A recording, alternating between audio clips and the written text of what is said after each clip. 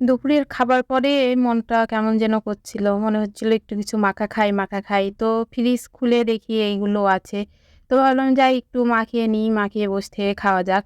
তো সেইজন্য এই যে আমড়া ছিল, আমড়া, পেয়ারা আর শসা বের করে নিয়েছি ফ্রিজ থেকে। এইগুলো একটু মাখাবো। তো সেইজন্য ভাবলাম যে একটু আপনাদের সাথেও শেয়ার করি। এগুলো আমি কিভাবে মাখাই, কি দিই আসলে মসলা। তো এই তো আমি সবকিছু কেটে নিচ্ছি, ছিলে নিচ্ছি আরকি। আগে ছিলে নিয়ে ধুয়ে নিবো, তারপরে আমি কুচি করবো আরকি। তো সবকিছুই ছিলে নিচ্ছি। পেয়ারাটাও আমি ছিলে নিচ্ছি। পেয়ারাটা ছিলে নিচ্ছি কারণ পেয়ারার গাটা কেমন একটা যেন হয়েছিল, দেখে ভালো লাগছে না। এই কারণেই ছিলে নিলাম। তো কে কোথায় থেকে আমার ভিড ভিডিওটা দেখছেন? ভিডিওটা ভালো লাগলে অবশ্যই লাইক, কমেন্ট, শেয়ার করে দিবেন। তো যাই হোক আমি এইটা এখন শসাটা কেটে নিচ্ছি। আমার দ্বারা এই চাকু দিয়ে কাটা সম্ভব নয় ভাই। আমার কাছে আমার বটিটাই বেস্ট। বটি দিয়ে ছিলা বলেন, আর এই কুচি দেওয়া বলেন, ঝুরি দেওয়া বলেন, এগুলোই সবকিছু হয়। যেভাবে যারা যেভাবে করে কাজ করে অভ্যস্ত আরকি।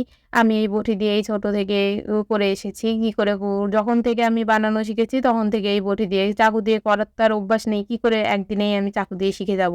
তারপরেও মাঝে, মাঝে চেষ্টা করি, হয় না আরকি। সময় লাগে অনেক বেশি। আর সেইজন্যই বটি নিয়ে চলে এসেছি। আমড়াটা অনেক শক্ত। আমড়াটা কোনোভাবে আমি চাকু দিয়ে কাটতে পারতাম না। তো যাই হোক আমড়াগুলো ঝুরি দিয়ে নিয়ে এখন আমি পেয়ারাটা খুব ভালোভাবে কেটে নিচ্ছি। পেয়ারাটা খুব সুন্দর ছিল, খুব মিষ্টি ছিল।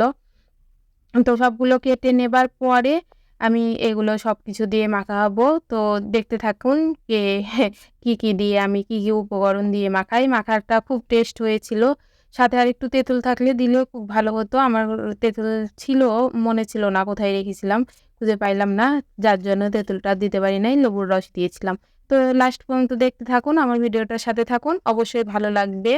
তো এই তো আমি দিয়ে দিলাম এখানে বিট লবণ আর ভাজা জিরের গুঁড়ো আরকি। তারপরে সামান্য একটু সাদা লবণ, তারপরে চিনি আর ঝালের গুঁড়ো আপাতত দিলাম। দেওয়ার পরেও একটু কি যেন মনে হচ্ছিল কম।